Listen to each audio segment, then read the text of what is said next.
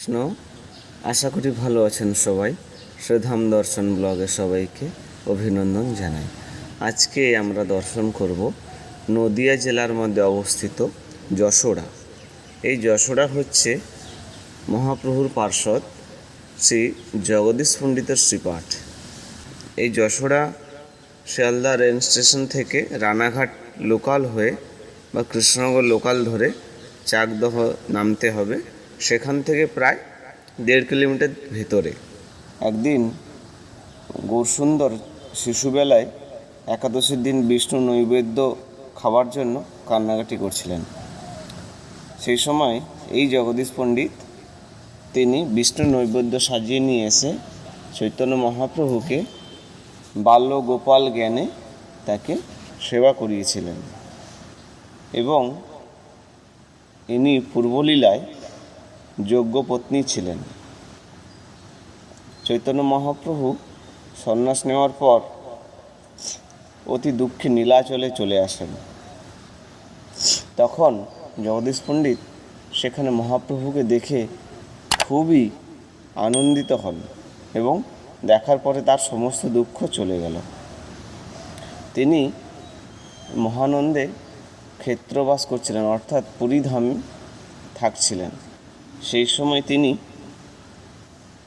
জগন্নাথকে বা জগন্নাথের সামনে ভক্তি ভরে কাতর আরতি প্রার্থনা করছেন। দয়াময় প্রভু জগন্নাথ তার সে প্রার্থনা শুনে তিনি খুবই খুশি হয়ে রাত্রে জগদীশ পণ্ডিতকে স্বপ্ন দিচ্ছেন, তুমি যা চাইবে তাই পাবে। একথা শুনে জগদীশ পণ্ডিত তিনি বললেন যে বৈকুণ্ঠ স্থল থেকে জগন্নাথের যে পূর্বের কলেবর, সেই কলেবর চেয়ে বসলেন। বৈকুণ্ঠ স্থল হচ্ছে জগন্নাথ মন্দিরের পাশেই যে স্থান কুঞ্জ আছে, সেইখানে মহাপ্রভু অর্থাৎ জগন্নাথের যে নবকলেবর হয় সেই সময় তার যে পূর্বের যে কলেবর সমাধি দেওয়া হয় সেই স্থানকে বৈকুণ্ঠ স্থান বলে। আর সেই স্থান এখনও আছে এবং সবাই ভক্তরা সেখানে গিয়ে সেই স্থান দর্শন করেন। জগন্নাথ অতি প্রসন্ন হয়ে তিনি বললেন তথাস্তু। তিনি তখন তার যে মুখ্য সেবক এবং রাজাকে আদেশ দিলেন তার বিগ্রহ জগদীশ পণ্ডিতকে দেওয়ার জন্য। তবে জগদীশ পণ্ডিত জগন্নাথকে বলছেন যে প্রভু, আমি তো আসক্ত, অর্থাৎ আমার গায়ে তো শক্তি নেই, আমি দুর্বল, আমি কি করে তোমার এই বিগ্রহ নিয়ে যাব? এত ভারী বিগ্রহ, আমার তো সামর্থ্য নেই।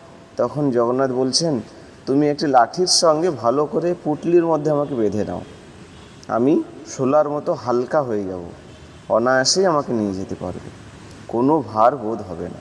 আমাকে যে সঙ্গে নেয় তার কোনোরূপ ভার থাকে না। আশীর্বাদ করছি, আমার ভার তোমাকে কষ্ট দেবে না। তবে একটি শর্ত তিনি দিয়েছেন। কি শর্ত? না, তুমি আমাকে যেখানে রাখবে আমি সেখানেই থেকে যাব।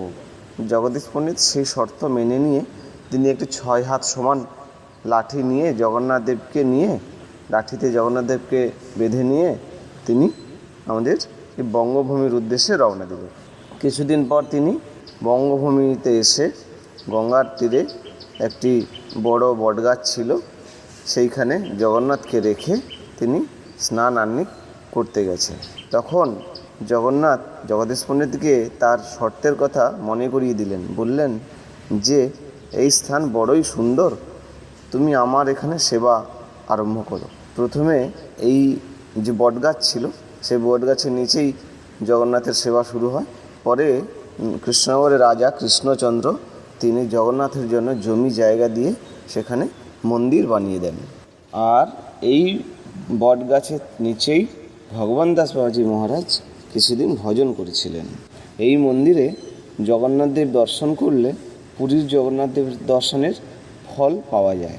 জগন্নাথের বাম দিকে আছেন রাধা বল্লভ এবং গৌর গোপাল ও কৃষ্ণ বলরাম আছেন। জগন্নাথদেবের পাশেই জগদীশ পণ্ডিত যে 6 হাত লাঠি নিয়ে জগন্নাথদেবকে এনেছিলেন পুরীধাম থেকে, সেই লাঠিটি এখনও আছে। মন্দিরে গৌরগোপাল মূর্তি সম্বন্ধে এক অপূর্ব ঘটনা আছে। যশোড়ায় যখন জগন্নাথের সেবা হচ্ছে তখন মহাপ্রভু জগদীশ পণ্ডিতকে দর্শন দিয়ে বললেন, এখানে তুমি সুন্দর সেবার সুযোগ পেয়েছো, আমি এখন নীলাচলে চলে যাই। তখন এই কথা শুনে জগদীশ পণ্ডিত এবং তার স্ত্রী কেঁদে মহাপ্রভুর পায়ে লুটিয়ে পড়লেন, বললেন যে তোমার আশীর্বাদেই তো এত কিছু পাও না, তুমি চলে গেলে আমরা বাঁচব কী করে। উভয়ের কাতর আরতি শুনে মহাপ্রভু বললেন, তোমরা গৌর গোপাল বিগ্রহ সেবা প্রকাশ করো, তাকে পাওয়া মানে, তার সেবা করা মানে আমাকে তার মধ্যে পাবে। মহাপ্রভু যখন অন্তর্ধান হলেন, তারপরে জগদীশ পণ্ডিত গৌরগোপাল মূর্তি প্রতিষ্ঠা করেন এবং জগদীশ পণ্ডিতের স্ত্রী সেই গৌরগোপালকে পুত্ররূপে স্নেহ করতেন এবং ভালোবাসতেন। তাদের সম্বন্ধ ছিল মা এবং ছেলের। একদিন মা পায়েস রান্না করেছেন। গৌরগোপাল ভাবছেন যে পায়েস হয়তো ঠান্ডা হয়ে গেছে, তাই তিনি আঙুলটা ডুবিয়ে দেখছেন কতটা গরম আছে।